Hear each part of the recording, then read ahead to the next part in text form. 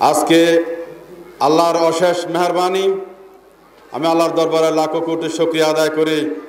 আমার মতো একজন নগণ্য ব্যক্তি এত বড় বিশাল ফাজিল কামিল মাদ্রাসার অনুষ্ঠানে কথা বলার জন্য আমি শুকরিয়া জানাই, আল্লাহর কাছে কৃতজ্ঞ জানাই এই মাদ্রাসার সকল কর্মকর্তাগণকে।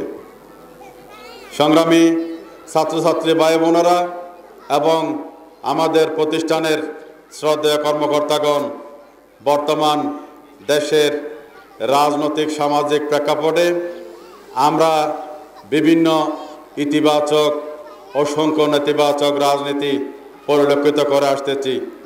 দেশে একটি রাজনৈতিক ক্রান্তিকাল অতিক্রম করতেছে। ইতিমধ্যে এই রাজনৈতিক ক্রান্তিকালকে যেন সুন্দর এবং সঠিকভাবে এই জাতি পরিলক্ষিত করে উত্তীর্ণ হতে পারে, সেজন্য সকলে দোয়া করবেন, সহযোগিতা করবেন।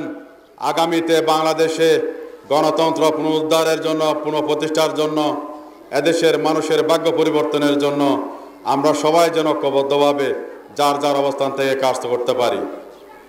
ইতিমধ্যে বাংলাদেশের বয়স 1971 সালের 16 ডিসেম্বর বাংলাদেশ বিশ্বের দরবারে নতুন একটি পতাকা পেলেও আজকে 1971 সাল থেকে যদি আমরা গণনা করি 2025 সালের আজকে প্রায় 2 মাস অতিক্রম হচ্ছে। তার মানে প্রায় 54 বছর এই বাংলাদেশ বিনির্মিত হয়েছিল। আমাদের উত্তরপুরুষেরা এই বাংলাদেশ নির্মাণ করতে কেউ রক্ত দিয়েছেন, কেউ আত্মাহুতি দিয়েছেন, কেউ সম্ভ্রম দিয়েছেন এই বাংলাদেশকে বিশ্বের বুকে সুপ্রতিষ্ঠিত করার জন্য।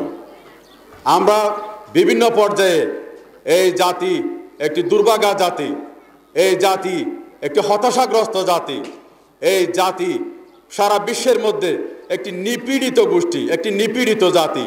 প্রিয় ভাইরা, আমরা যেহেতু শিক্ষিত জনগোষ্ঠী, আমাদের সামনে তোমরা কোমলমতি ছাত্রছাত্রী ভাই বোনেরা, তোমাদেরকে এই অধ্যবসায় জানতে হবে।